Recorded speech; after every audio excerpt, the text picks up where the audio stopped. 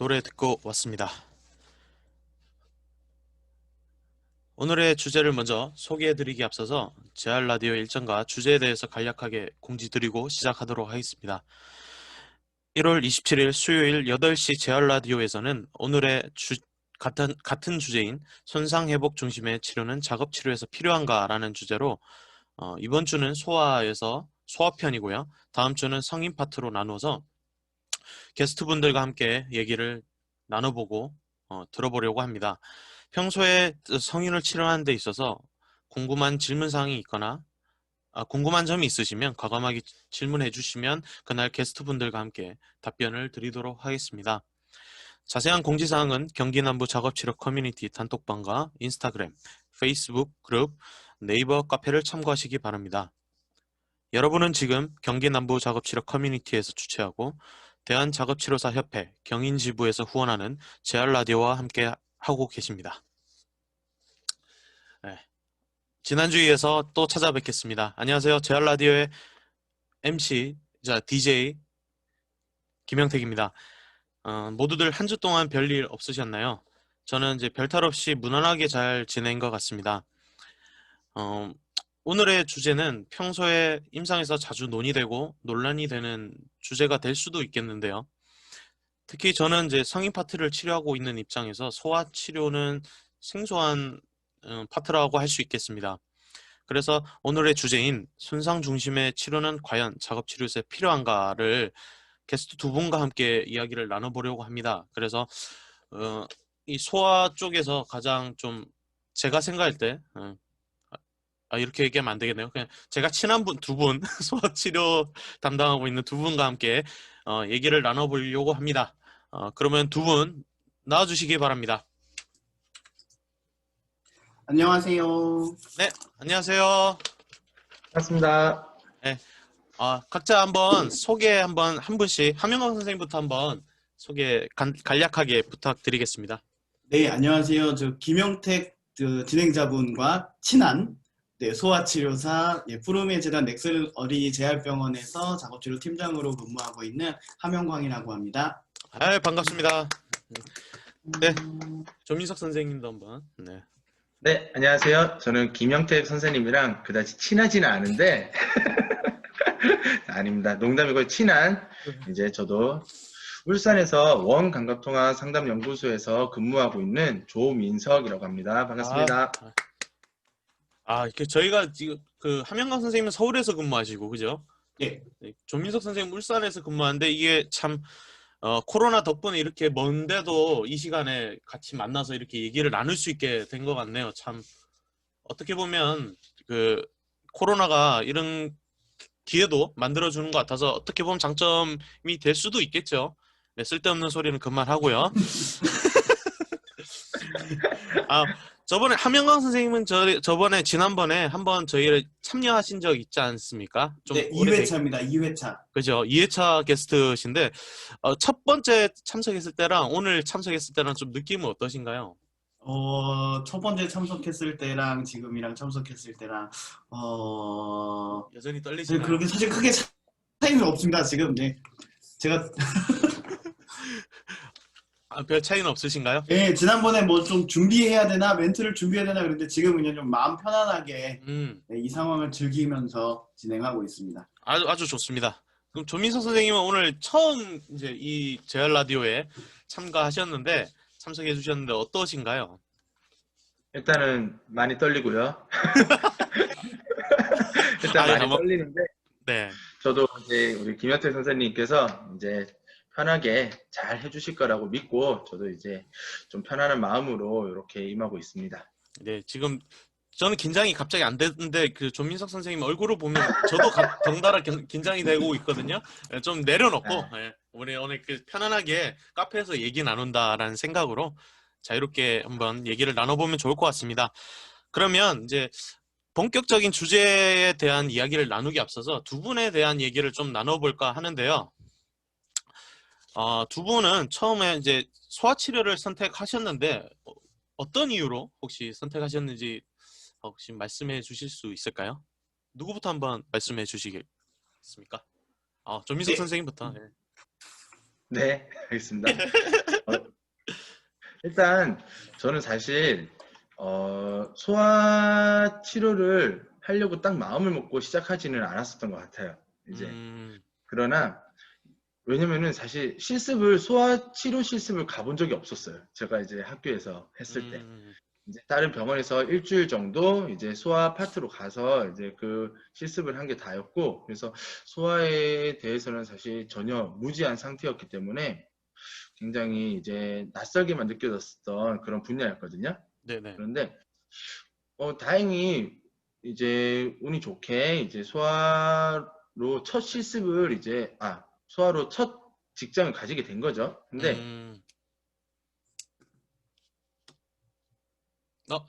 멈췄나요? 함영광 선생님은 들리죠, 제 목소리? 네, 저는 들립니다. 선생님이 잠깐 멈춘 것 같으니까, 예. 예, 그럼 먼저 진행해 주죠. 예, 제가 사운드를 비지 않게 해드리도록 하겠습니다. 이게 또 생방송이 묘미 아닙니까? 네, 왠지 조민석 선생님, 왠지 네. 저 인턴 선배이신 것 같은데? 진짜요? 나타났습니다. 괜찮으세요? 네네네. 일단, 지금 당황했네요. 죄송해요. 아니, 컴퓨터도 아닙니다. 떨고 있어요, 지금. 컴퓨터가 떨면 어떻게 합니까, 지금? 제가 지금, 제 다리가 후덜후덜 합니다, 지금. 네. 다시 한번 말씀해 주세요. 네, 그래서 일단은, 운이 좋게 소아로 첫 직장을 가게 됐는데, 이제 저는 취업을 하게 되면서, 너무 잘 왔다라는 생각을 하게 됐어요, 사실. 그래서 선택하게 되었다기보다는 제가 이제 선택을 받았죠. 이제 소아치료에 선택을 받았고, 사실 너무 저하고는 잘 맞는 분야인 것 같아서 지금 아직까지도 이제 소아치료를 열심히 임상에서 하고 있습니다. 그렇군요. 그럼 함영광 선생님은 어떻게 이제 선택하게 됐나요? 이 질문이 이제 실습 보는 학생들이 항상 물어보는 질문이잖아요. 그러니까 네, 그쵸. 학교 다닐 때부터 소아의 꿈이 있었느냐 뭐 이런 건데, 예, 조인 선생님 좀 사라지셨네요. 하시면 됩니다. 신경 안 쓰셔도 돼요. 예. 근데 사실은 뭐 소아를 해야겠다라고 마음을 먹고 공부를 했다거나 그러진 않았던 것 같아요. 그거보다도 지금 뭐 감각통합센터를 하고 계시지만 일단 오해하지 말으셔야 될 게 그 당시 무지한 제 입장에서 감각통합 치료를 하면은 평생 놀고 먹을 수 있겠다라는 생각으로, 그래서 좀 더 재밌게 치료를 해보고 싶다라는 생각은 가지고 있었어요. 그리고 센터를 가야겠다라고 했는데, 어떻게 지금 제 와이프와 같이 그냥 서울 나들이 하는 김에 신촌에 면접을 보러 갔다가 이제 거기에서 덜컥 이제 신촌에서 소아를 병원에서 시작을 해버리게 된 거죠. 하다 보니까 내가 안 좋은가 보다.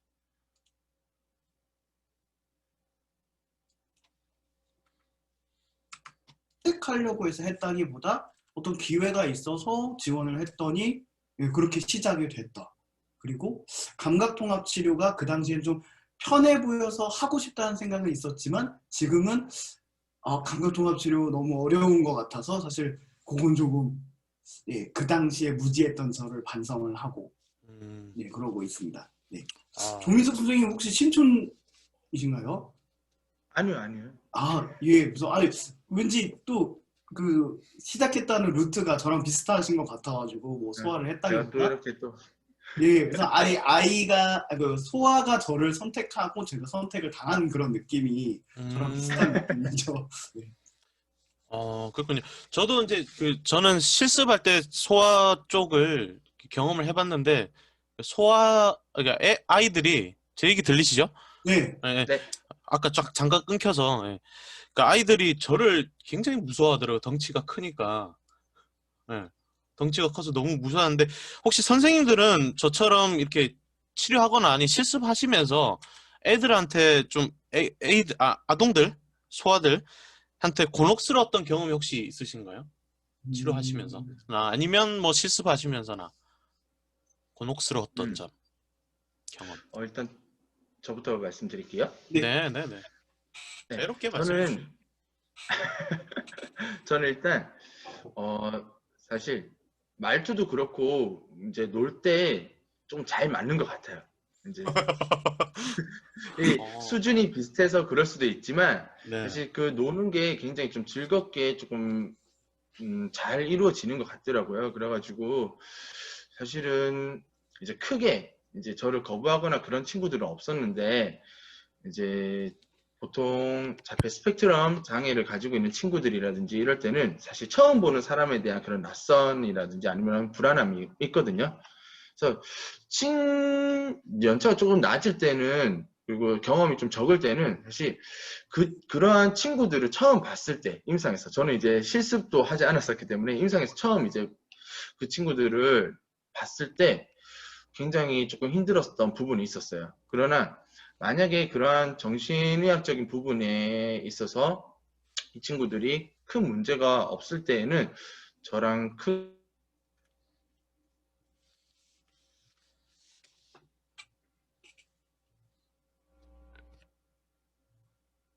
음? 조민석 선생님이 자꾸 끊기는 것 같네요. 네. 죄송합니다. 아, 네, 예. 큰 문제가 없을 때, 그러니까 큰 문제가 없을까지 없을 때 들렸습니다. 예. 감사합니다. 큰 문제가 없을 때에는 사실 치료적인 그런 분위기 자체는 크게 나쁘진 않았었던 것 같아요. 그리고 최대한 그러한 거를 조금 친구가 겁이 나고 병원이라는 저도 첫 직장은 병원이었거든요. 그래서 네. 그런 병원이라는 그러한 분위기를 조금 더 이제 완화를 시켜주려고 더 많이 웃고 그다음에 더 밝게 좀 표정도 짓고 그다음에 목소리도 일부러 조금 더 이제 조금 더 애니메이션틱하게 냈었던 부분. 네. 한민건 선수. 저도 사실은 소아를 전담해서 실습을 해본 적은 없는 것 같아요. 그러니까 뭐 일주일 정도, 그러니까 병원 안에 있는 소아 치료실에서 이제 근데 그마저도 소아 담당 선생님이 그 당시 병가를 가셔가지고 예 가서 사무 업무를 일주일을 하고 왔습니다. 근데 대부분이 그렇죠. 예 그래가지고 아이들을 보지 못한 상태로 처음 들어간 것 자체가 사실 저한테는 좀 곤혹스러웠던 경험인 것 같고 아까 선생님 말씀하신 것하고 약간 비슷하게 일단 저를 어려워한 아이들은 많이 없었어요. 애들한테 좀 먹혀주는 그런 비주얼. 근데 반대로 남자 선생님을 불편해하는 보호자분은 있으셨죠. 제가 느끼기에 아이가 분명히 뭐 남자 선생님 무서워해요라고 하는 이야기를 하시는데 사실은 조금만 더 이야기를 해보면은 어머님이 조금 더 이제 뭐 여자 선생님을 원하신다거나 그런 경우는 좀 있었습니다. 그리고 현재도 예 아직도 네 저는 뭐 여자 선생님이 애들이 더 편안해해요 이렇게 얘기하는데 이제 제가 가지고 있는 뭐 성격적인 부분도 그렇고 이제 한때 약간 뭐 오해를 받을 정도로 제가 뭐 이제 약간 남자를 좋아한다 오해를 받을 정도로 좀 약간 남자치고는 섬세한 뭐 요즘엔 이런 표현 좀 그렇긴 하지만 어머님들이 느끼시기에 그랬던 성격이라서 그런지 애들하고 있을 때는 좀 편안한 느낌이 좀 있고요. 저도 그렇고 아이들도 좀 편안해하고 그리고 이 질문에 대해서 조금 다르게 생각을 해볼 게 아이는 과연 항상 웃어야 하는가. 네, 아이니까 소리 지르고 아이니까 울고 당연히 처음 본 선생님 무서워하고 그거를 이해하는데 한 3년이 걸린 것 같아요. 1, 2년 차 정도에서는 어떻게든 이 친구를 재밌게 해줘야 되고 웃겨야 되고 나는 동요를 다 알아야 되고 캐릭터를 알아야 되고 애니메이션을 알아야 되고 라고 생각을 했다면 지금 같은 경우는 아이니까 이 시기에 아이가 나를 처음 보고 우는 거는 괜찮은 거다 라고 보호자한테 차라리 설명을 하고 선생님들한테도 선생님들은 작업실을 하는 거지 아이를 웃기려고 하는 사람은 아니다. 라포 형성을 치료적 협력관계를 만드는 건 중요하지만 웃기려고만 하는 사람은 되지 말아라라는 이야기를 종종 해드리거든요. 예, 뭐 다시 한번 뭐 요약하자면 아이는 항상 웃어야 하는가? 아이도 무서워할 수 있다. 뭐 그게 제가 이 뭐랄까 남자 치료사이지만 불편하지 않은 상황을 만드는 그런 팁이었던 것 같습니다. 이건 좋은 얘기 해주신 것 같아요. 이거는 꼭 소아 치료뿐만이 아니라 성인 치료에서도 적용하고 해볼 만한 말씀을 해주신 것 같아요. 저도 지금 제가 이 질문을 준비했는데 뒤통수를 한 대 세게 얻어 맞은 듯한 많은 깨달음을 주신 것 같습니다. 너무 지금 얼떨떨한데 조민석 선생님은 저 뒤에 상장은 일부러 저렇게 자랑하려고 두신 건가요? 네. 아, 지금 센터라서 따라하려고 이제. 약간 컨셉이 예, 그런 것 같아서. 아, 그리고 제가 얘기를 잠깐 나누기 전에 그 선생님들 지금 참여해 주신 분들이 계신데 채팅으로 이제 궁금한 선생님들에게 오늘 궁금한 점이 있으시면 채팅으로 적어주시면 저희가 나중에 한번 읽고 한번 얘기를 나눠보도록 하겠습니다. 그럼 계속해서 이거 하나만 읽고 갈게요. 채팅창에 환우들보다 보호자와의 관계 형성이 어려운 것 같다. 뭐 이런 얘기를 또 해주셨네요. 그것도 하나의 특히 소아 치료는 그렇지 않습니까? 어떠세요? 제가 소아의 경험이 없다 보니까 대부분 선생님들이 소아를 하시던 분들이 보호자분들과의 관계를 형성하는 것이 좀 어려워한다라는 얘기를 하셨던데 선생님들은 어떠세요? 이게 아마 어려워하시는 분들이 많을 거라 생각을 해요. 이제 왜냐면은 이제 부모님들이랑 상담하는 시간이 훨씬 더 이제 많은 비중을 차지할 때도 많거든요. 이제 소아 치료를 하다 보면은 그래서 물론 이제 아동도 이해를 해야 되고 그 다음에 부모님도 이해를 해야 되고 그리고 사실 늘 이제 말씀을 드리지만 이 아동은 24시간 활동하면서 이제 저희 기관을 이용하는 시간은 1시간, 이제 길어야 2시간.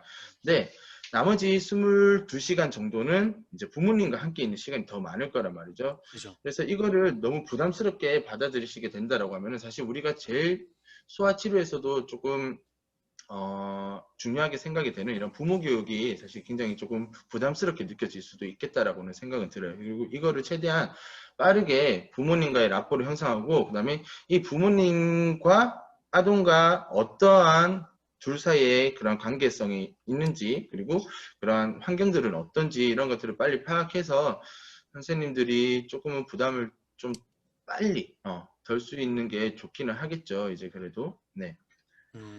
다른 부분들 마찬가지로 성인보다는 확실히 성인 치료 경력이 저는 딱 6개월이거든요. 6개월이라서 이제 얼마나 많은 이제 부분들이 보호자와 많은 부분들이 그게 나타날지 모르겠지만 소아 치료를 하면서는 확실히 보호자의 그런 관계 형성은 굉장히 중요하면서도 어려운 부분인 것 같기는 합니다. 네. 한명만 선생님은 간단하게 한번 이거에 대해서 말씀해 주신다면.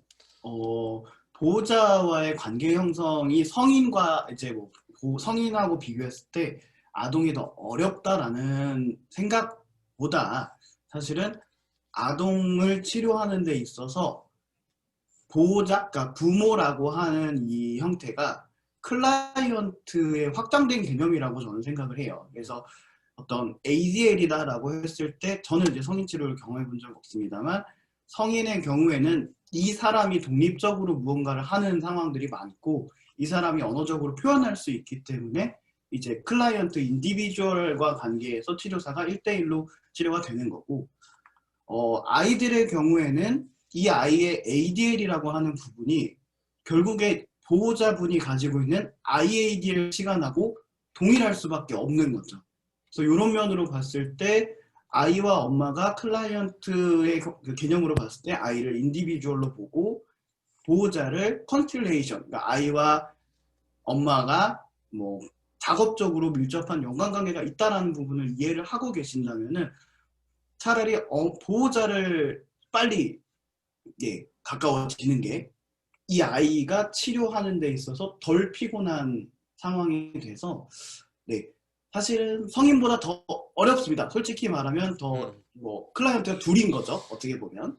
네, 그런데 어느 한쪽을 먼저 공략을 하면 조금 더 어떻게 보면 이 어머님 보호자라고 하는 분이 제 치료적으로 도움을 주는 그런 분이 되는 거니까 그 부분만 잘 넘어가시면 네, 성인하고 크게 다르지 않습니다. 저는 개인적으로 성인 보호자분들이 정치 성향 물어보고 이런 거 너무 힘들어했거든요.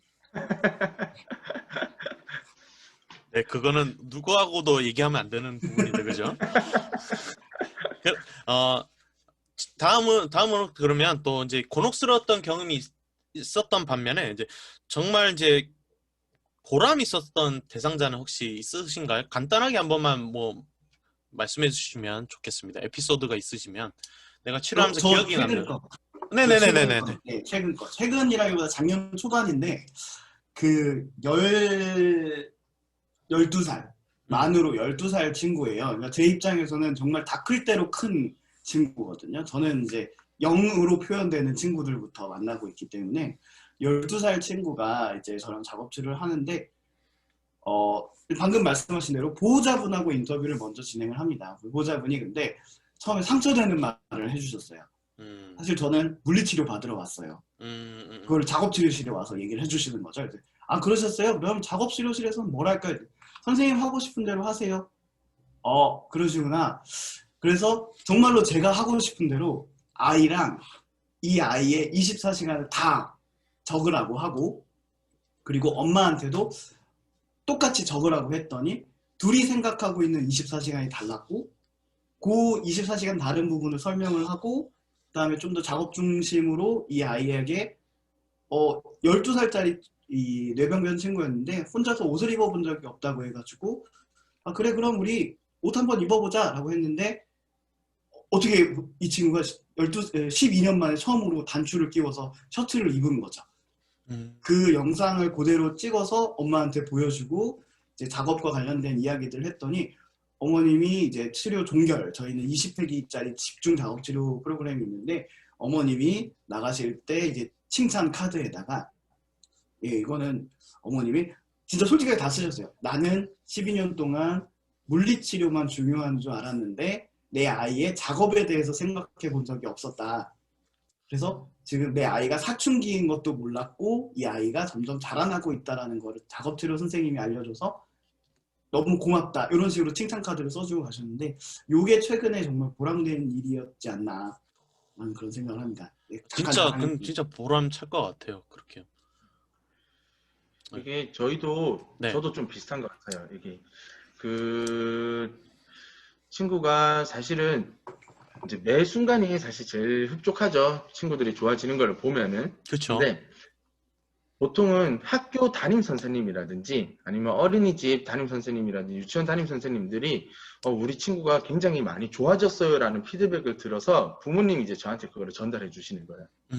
이제 그러한 부분들이 이제 부모님이 전달해 주시고 그러면서 이제 부모님이 이게 약간 좀 비약적일 수도 있겠지만 네. 다른 치료는 다 안 해도 이제 진짜 작업 치료는 진짜 받아야겠다라고 딱 이야기를 하시는 분들도 많거든요.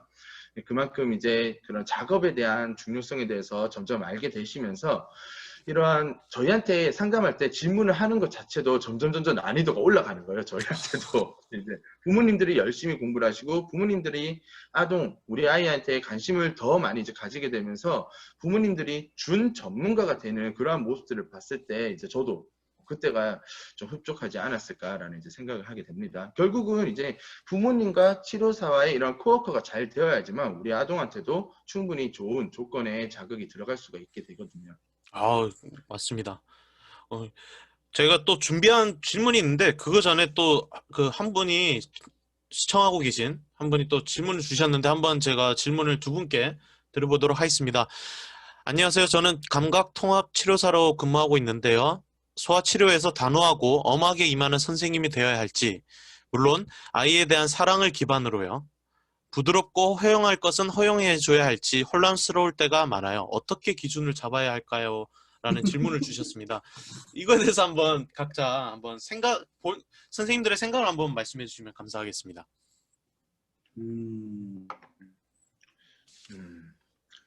많이들 질문을 하시는 부분이에요. 부모님들도 같은 질문을 되게 많이 하세요. 이제 근데 이제 저 같은 경우는 저는 이제 현재 그 플로어 타임이라는 그러한 공부도 이제 해가지고 지금 프로바이더 이제 자격이 있거든요. 네. 근데 조금 많이 바뀌게 되는 모습도 있는데 사실 제가 진짜 단호하게 하는 경우는 딱 두 가지 상황이에요. 이제 아동이 제3자한테 피해를 줄 수 있는 행동이 있다거나 아니면은 아동 스스로가 위험한 또는 안전과 관련된 상황에 이제 부딪혔을 때는 그때는 단호하게 하려고 하는 편이고요. 그리고 다른 부분에 있어서는 최대한 이제 제가 그 아동 중심으로 이제 가려고 하는 걸로 요새는 많이 중지하고 있는 것 같습니다. 하민건 선생님은 어떠십니까?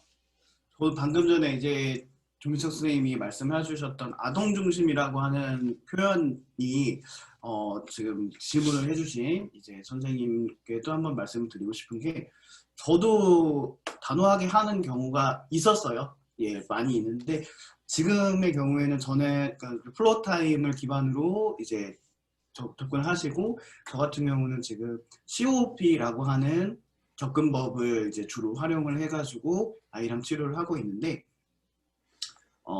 이제 COP 같은 경우도 결국에는 이제 아이 중심의 아이가 선택한 활동을 가지고 아이에게 질문을 던지는 형태로 치료가 진행이 돼요. 그러다 보니까 이제 단호하고 엄하게라고 하는 그 표현이 이거 해야 돼 라고 하는 단호함이다 라고 하면, 저는 사실은 그거는 이게 아이 중심이 맞나? 혹시 이거는 엄마 중심, 치료사 중심이지 않았을까라는 조심스러운 생각을 한번 해보고요. 저도 분명 그랬었고, 너 이거 해야 돼, 10번 해, 이렇게 되는 거는, 이거는 사랑을 기반으로 한 이 아이가 잘 됐으면 하는 기반이긴 하지만 정말로 클라이언트 중심이었을까라는 생각을 잠깐 하게 되고요. 저도 마찬가지로 안 돼 라고 얘기하는 경우는 위험하거나, 네, 이 친구가 정말로 다른 사람한테 뭔가 피해를 준다거나 이럴 때는 좀 단호한 게 필요하고, 대신에 이 단호함이 정말 이 질문 주신 그대로 아이에 대한 사랑을 기반으로 내 작업적인 목표에, 이 아이와 내 작업적인 목표를 향해서 가는데 방해가 되는 요소가 됐었다라고 하는 경우에 단호한 게 필요하고, 또 만약에 이제 부드럽고 허용되는 것을 허용해준다, 이걸 보호자분들한테 말씀드리면 그냥 다 풀어줘 버리세요. 하지만 선생님들 작업치료사니까 허용한다라는 표현이 뭔지 좀 명확하게 정의를 하시면 분명 좋을 것 같고, 그거에 대한 기반으로 저는 COP를 주로 사용하고, 저기 조민석 선생님은 플로어 타임이라는 뭐 어떤 FOR을 사용을 하시니까, 예, 그런 것도 한번 고려를 해보셔도 좋을 것 같습니다. 네, 혹시 이 답변이 잘 만족하셨는지 한번 채팅으로 제가 얘기 나눌 동안 적어주시면 감사하겠습니다. 좋은 답변 감사합니다. 두 분 다 생각이 비슷하면서도 약간 다른 점이 있긴 하네요. 네, 그래서 더 다양한 의견을 들을 수 있어서 좋은 것 같아요. 네, 그러면 이번에는 그 두 분이 근무하시는 환경이 좀 각각 좀 다르시지 않습니까? 그죠? 센터에서 일하시고 병원에서 일하시는데, 혹시 이제 각각 어떤 차이점이나 아니면 각자 그냥 기관을 소개를 해주시면 어떨지, 간단하게 어떻게 치료하고 어떻게 진행되는지 뭐 이런 것들 한번 말씀해 주실까요? 일단은 아시다시피 병원의 경우에는 네. 이제 일단은 뇌병변 친구들이 많이 오게 되고요. 이제 제가 생각했을 때 센터와의 차이점은 건강보험 수가가 적용이 된다라는 거죠. 그렇기 때문에 진단을 받은 친구들이 온다. 그리고 그 진단이라고 하는 부분을 이제 뇌 손상이라고 하는 명확한 이제 브레인 MRI라든지 CT라든지 결과물이 있기 때문에 그에 따른 모터 스킬에 제한을 받는 친구들이 많이 오는 곳이 병원이다라고 이제 간단하게 하고, 저는 센터는 사실 안 해봐서 예, 잘 모르겠습니다. 센터는 일단 어떤가요? 가장 큰 차이는 사실은 그러한 케이스에 대한 차이인 것 같아요. 방금 한영관 선생님 말씀하신 것처럼 이제 보통 이제 그런 오토 프로세스라든지 아니면은 신경계적인 친구들이 저는 이제 병원에서 일할 때 훨씬 더 많이 치료를 했었고요. 그 다음에 센터에서 지금 근무를 하고 있는데, 이제 조금 더 정신과적인 부분에 있어서 소아신경정신과에 대한 클라이언트가 훨씬 더 지금 많은 비중을 차지하고 있거든요. 일단 그 부분이 제일 크게 이제 다르다라고 생각을 하고요. 그 다음에 두 번째는 현재 제가 병원에 없어서 이제 자세하게는 말씀 못 드렸지만, 그런 상담의 시간 비중이 조금 차이가 나지 않을까라는 생각이 들어요.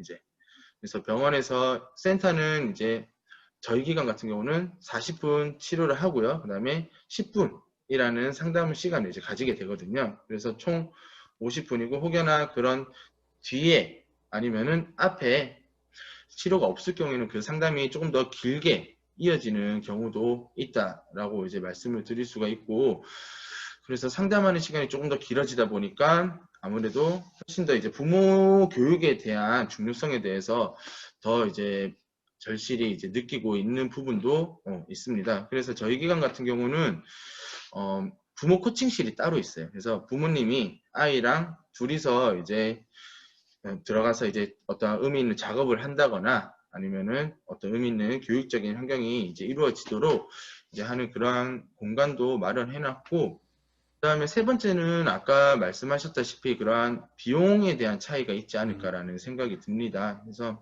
건강보험이 적용될 때랑 그 다음에 적용되지 않는 이제 일반 사설센터, 이제 바우처라는 이제 부모님 발달장애 아동한테 지원이 되는 국가 이제 지원 사업이 있는데, 이런 것들에 대한 비용에 대한 차이가 이제 세 번째로 이제 들 수 있을 것 같습니다.